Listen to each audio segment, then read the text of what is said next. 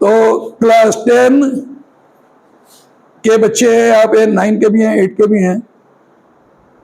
तो सर्वप्रथम आज गोस्वामी तुलसीदास जी की जयंती है और इस अवसर पर आपको मैं सोच रहा हूं कि गोस्वामी तुलसीदास जी के बारे में कुछ बताया जाए। और क्लास 10 के बच्चे ध्यान दें, ये सीबीएसई बोर्ड का सर्वाधिक इंपॉर्टेंट टॉपिक है। यहां आपके किताब में भी दिया हुआ है श्री राम लक्ष्मण परशुराम संवाद, और उसके नाते गोस्वामी तुलसीदास जी के जीवन परिचय को लिखने के लिए लगभग प्रत्येक वर्ष बोर्ड में एक क्वेश्चन आता है। श्री राम लक्ष्मण परशुराम संवाद से हर स्थिति में क्वेश्चन आएगा। तो आज गोस्वामी तुलसीदास जी की जयंती पर सबसे पहले उनको सादर नमन करते हुए इस चैप्टर को हम लोग शुरू करेंगे। सबसे पहली बात कि आज श्रावण शुक्ल पक्ष सप्तमी तिथि, और श्रावण के शुक्ल पक्ष के सप्तमी तिथि को ही हिंदी माह से उनका जन्म दिवस मनाया जाता है। जो कि हिंदी माह से मनाया जाता है, इसलिए हर वर्ष जो है सो इस तिथि में थोड़ा सा डिफरेंस आ जाता है। अब यहां पर ध्यान से समझिए। अब देखिए, जो आपके बुक में जो उनके जीवन का संक्षिप्त परिचय है, तो जितने पॉइंट्स को हम दिए हैं इसका स्क्रीनशॉट ले लीजिएगा और इसको जो है सो याद अवश्य कर लीजिएगा। तो जन्म कहां हुआ था? जन्म हुआ है 1532 में, और 1532 ईस्वी में जब जन्म हुआ है तो विद्वानों में इनके जन्म के प्रति एकमत नहीं है। कुछ लोग, आपके बुक में भी दिया हुआ है, कुछ लोग इनको मानते हैं कि ये बांदा जिले के राजपुर गांव के पास इनका जन्म हुआ है उत्तर प्रदेश में, और कुछ विद्वानों का मत है कि राजस्थान के सोरो जिले कोटा में इनका जन्म हुआ था। पिता का नाम आत्माराम दुबे, माता का नाम तुलसी, पत्नी का नाम रत्नावली, गुरु नरहरिदास, रचनाएं रामचरितमानस, कवितावली, विनय पत्रिका, दोहावली, यहां तक कि जो हनुमान चालीसा प्रतिदिन आप पाठ करते हैं उसका भी रचना इन्होंने ही किया था। तो यह है इसका। और मृत्यु 1623 वाराणसी काशी के घाट पर हुआ।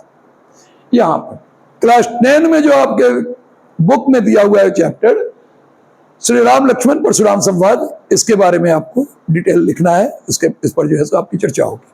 तो जीवन परिचय में ये जो पॉइंट्स है, इतना पॉइंट तो हर स्थिति में आपके दिमाग में होना चाहिए। इतने से जो है सो ऑब्जेक्टिव टाइप क्वेश्चन भी आएगा और सब्जेक्टिव टाइप क्वेश्चन आएगा। अब जो है सो जरा सा जीवन परिचय पे जरा सा ध्यान देते हैं।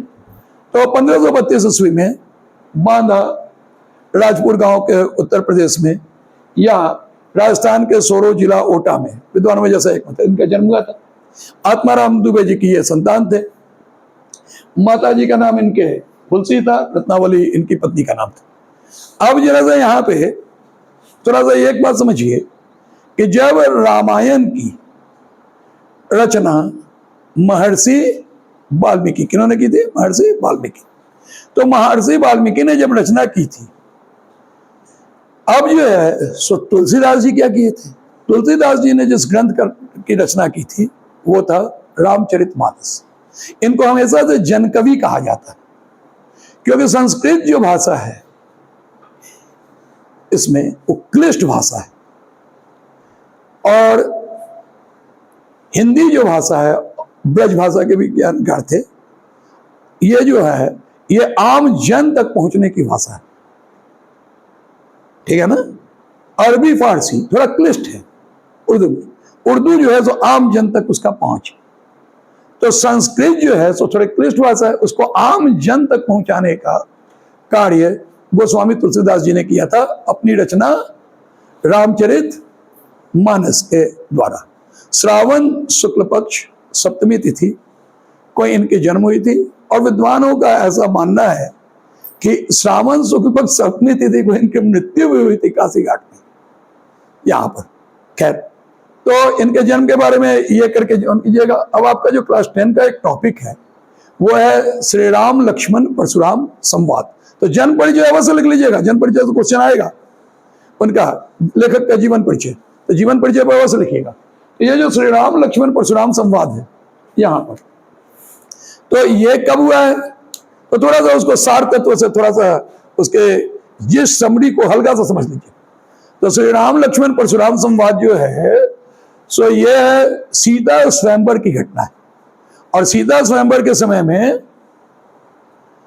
जब श्री राम जी ने, ऐसा आप जानते ही हैं कि जब शिव का धनुष तोड़ा था माता सीता से विवाह करने हेतु, तो परशुराम जी अचानक वहां पर आते हैं धनुष टूटने के बाद। शिव के भक्त बहुत ही क्रोधित होते हैं। किन पे क्रोधित होते हैं कि किसने ये धनुष तोड़ा। सबसे पहले तो उनको लगता है कि कोई बतलाएगा या नहीं बतलाएगा नाम, तो वो बड़ी सभा में सबों को धमकी भी देते हैं कि अगर आप में से कोई भी आदमी हमको ये नहीं बताया कि श्री राम का धनुष कौन तोड़ेगा, तो मैं यहाँ पर जितने भी राजा हैं उनका संहार कर दूंगा, और उस स्थिति में कोई ना कोई इन्हीं में से धनुष तोड़ा है तो उसका भी जो है मृत्यु हो जाएगा। लक्ष्मण जी यहाँ पर प्रकट होते हैं। लक्ष्मण जी आते हैं यहाँ पे क्योंकि उनके बड़े भाई की बात हो रही है। तो उनमें और परशुराम जी में बहुत सारी बातें होती है, व्यंग्यात्मक बातें होती है। ये बार बार पूछना चाहते हैं कि ये धनुष कौन तोड़ा है, और अपने बड़े भाई को प्रोटेक्ट करते हुए श्री लक्ष्मण जी बार बार जो है सो परशुराम जी के बातों का व्यंग्यात्मक ढंग से जवाब देते हैं। इस व्यंग्यात्मक ढंग से दिए जाने वाले जवाब से परशुराम जी और क्रोधित होते हैं। वो बतलाते हैं कि हमने तो सहस्त्रबाहु नाम के की भी, सहस्त्रबाहु जिसके 1000 भुजाएं हैं, उसकी भी हत्या की थी।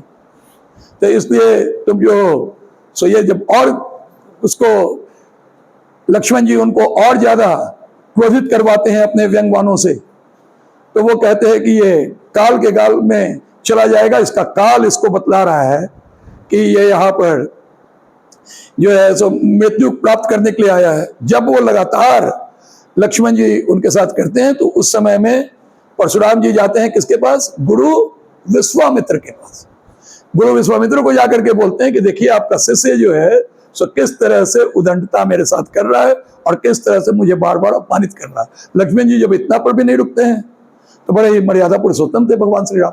तो वो जो है सो उस समय में आंख से इशारा करते हैं किसको?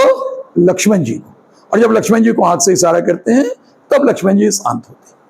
ये 6 खंड श्री रामचरितमानस का आपके पाठ्य पुस्तक में लिया गया है, और इस तरह से हर वर्ष जो है सो इसका क्वेश्चन जो है सो आपके इसमें आता है।